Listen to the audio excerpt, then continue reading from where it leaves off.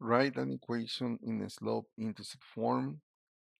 So from a graph, that is the name of that equation.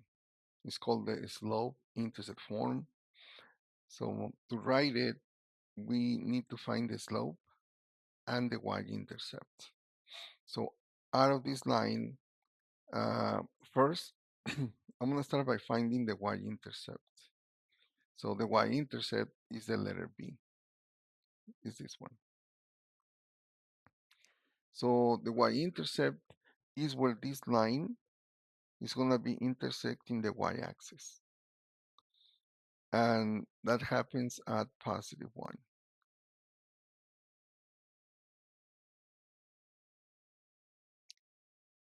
Then, to get the slope, I need 2 points. So I need to pick 2 points. The way how you're going to pick the points is by understanding that a point, nobody should be confused about where is the x and the y coordinate. In this case, if I pick this point, I know it's going to be, for x, it's going to be +2, for y, it's going to be 0. You don't pick a point right here. The reason why you don't pick the point right here is because you don't know exactly where the point is. Could be like 0.5, 0.6, 0.4. So that's why we don't pick a point exactly here or here. But look at this one. This is another point that we can use. Look at the x coordinate and the y coordinate. You see that? Nobody's confused. So you can pick points, but they have to be on the line. And like I said, nobody should be confused where the points are located. And to get the slope, this is another point, by the way. To get the slope, you can pick two consecutive points. So this point or that one, or this point and this one. It's up to you. So what I'm gonna do is I'm gonna find the slope, and the slope is gonna be rise over the run. The rise, whenever you move up to get to the point, the slope is gonna be positive. Whenever you move down to get to the point, the slope is gonna be negative. And the run, you always gonna be moving to the right. Now, if I pick this point, I'm gonna move to the right, right? Okay, that is the run. So that means I have to start with this point, and because I can move to the right, I have to move to this other point. So now, you always gonna start with the rise. On this case, I have to move down only 1 unit to get to the point. Because you're moving down, it's gonna be -1.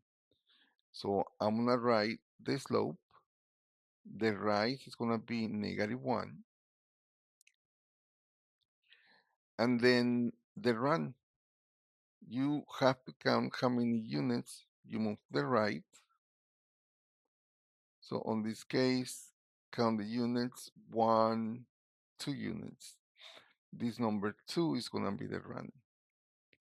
So that's how we're gonna get the slope, which is gonna be rise over the run. And like I said before, because you're moving down to get to the point, it's gonna be negative. We count only 1 unit going down, so that would be -1. Okay. If you move down 2 units, then it's gonna be -2. If you move down 3 units, then it's gonna be -3. Anyway, now let's write the answer.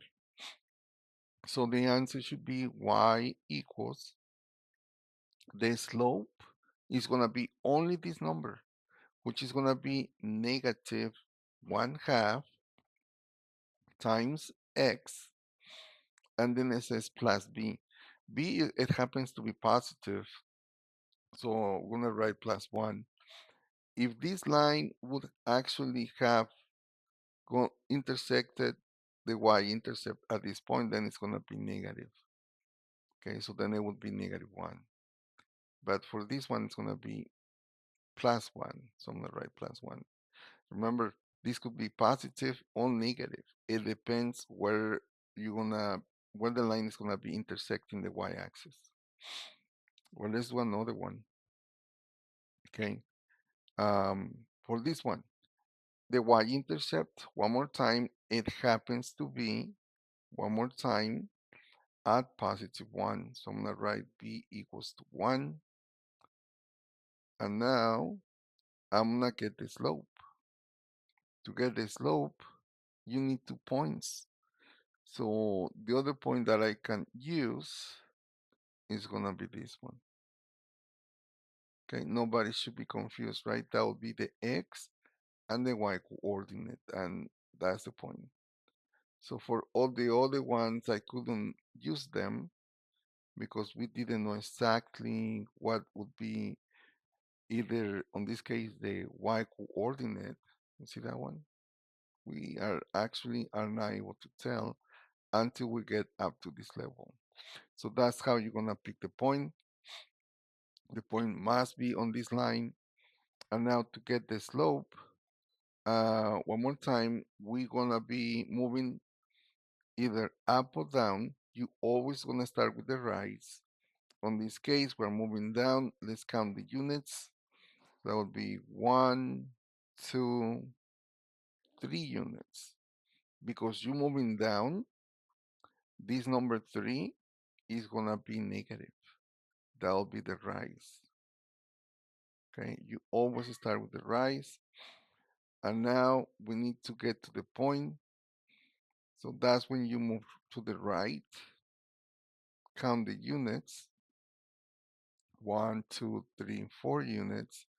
This number 4 is gonna be the run. Okay, and the answer should be rise. That should be -3 over the run.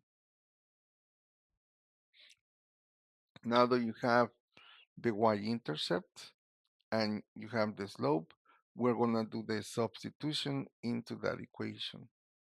So we're gonna write y equals, the slope should be -3 over 4 times x, right? Times x plus b. And b is gonna be +1. So that would be the answer for the second problem. And now let me do the last one. So one more time, we need to get the slope and the y-intercept. I always like to start by getting the y-intercept first and then the slope. And like I said before, the y-intercept is where this line is gonna intersect the y-axis. That'll be at this point right there. Okay. So, and this one is gonna be -1. Now I need another point. Okay. Another point is gonna be this one right there. Okay. And now to get the slope, all what we have to do is move from one point to the next. So I'm moving from this point to that one. You always gonna start with the point that is on the left side. The reason is the run. For the run, you only move to the right. So if I have to move to the right, I need to find another point here, right? Because I'm moving to the right. So in this case, that's why I'm gonna start with this one. So now the rise. You always start by moving either up or down. On this case, we are moving up to get to this point.